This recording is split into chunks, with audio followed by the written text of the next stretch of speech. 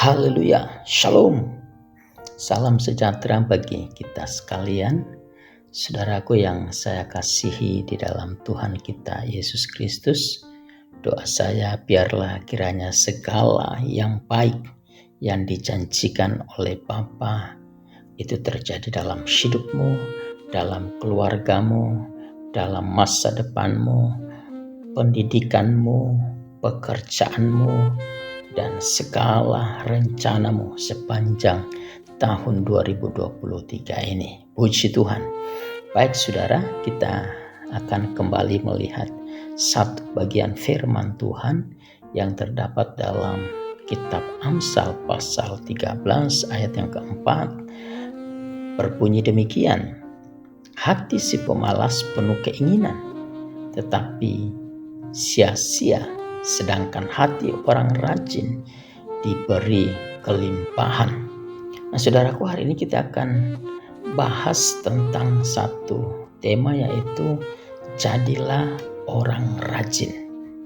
Saudara, sekalipun orang punya 1000 macam keinginan, tetapi apabila ia malas mewujudkan keinginan tersebut melalui tindakan, maka keinginan tersebut tak membuahkan hasil apa-apa, alias tak menjadi kenyataan. Penuh dengan keinginan tapi tidak disertai dengan tindakan adalah ciri seorang pemalas. Saudara, satu ciri lain dari pemalas adalah suka berdalih atau punya banyak alasan.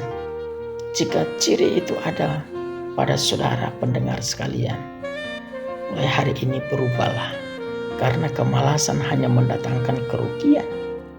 Tidak ada sisi positifnya, tidak ada hal-hal yang dapat dibanggakan di dalamnya. Bahkan kehidupan kita akan semakin sulit. Pengkhotbah pasal 10 ayat 18 katakan, oleh karena kemalasan runtuhlah atap, dan oleh karena kelambanan tangan bocorlah rumah.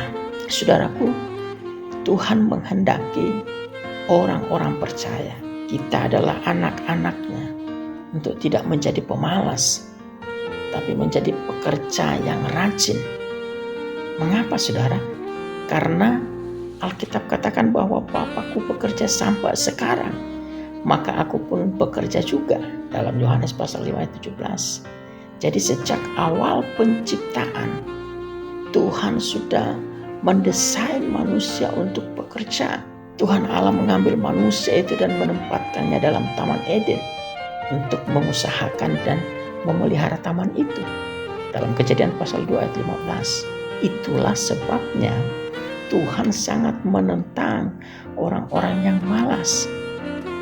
Nah saudara, Alkitab menyebutkan bahwa orang yang malas dalam bekerja adalah saudara dari si perusak.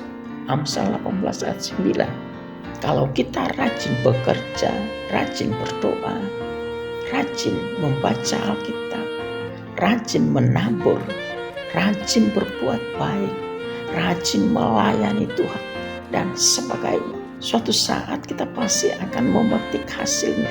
Sebab di dalam setiap jerih payah selalu mendatangkan keuntungan. Dalam kitab Amsal pasal 14 ayat 23. Artinya saudara, bahwa segala apapun yang kita lakukan itu tidak akan kembali dengan sia-sia. Jadi kerajinan adalah jalan yang akan menuntun kita kepada mujizat dan berkat Tuhan. Sebaliknya saudara, kemalasan menutup pintu berkat.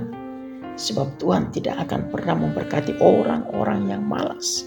Yusuf adalah salah satu contoh orang yang rajin yang tercatat di dalam Alkitab.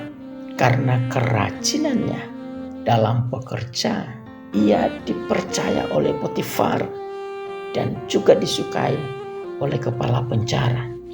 Orang yang rajin dimanapun ia berada, dimanapun ia ditempatkan, hidupnya selalu menjadi berkat. Hidupnya berdampak positif bagi orang lain. Dinyatakan bahwa Yusuf menjadi orang yang selalu berhasil. dalam pekerjaannya. Kejadian pasal 39 ayat 2. Sebab ia rajin, karena itu ia selalu disertai oleh Tuhan. Jadi saudara dikasih oleh Tuhan, orang yang rajin pasti diberkati oleh Tuhan. Orang yang tidak pernah mengenal lelah, mereka akan menuai hasil daripada jerih lelah mereka. Saudara, rancangan orang rajin semata-mata mendatangkan kelimpahan. Amsal 21 ayat ke-5 bagian A. Puji Tuhan, biarlah kiranya renungan hari ini boleh menjadi berkat bagi saudara pendengar sekalian. Tuhan Yesus memberkati. Shalom.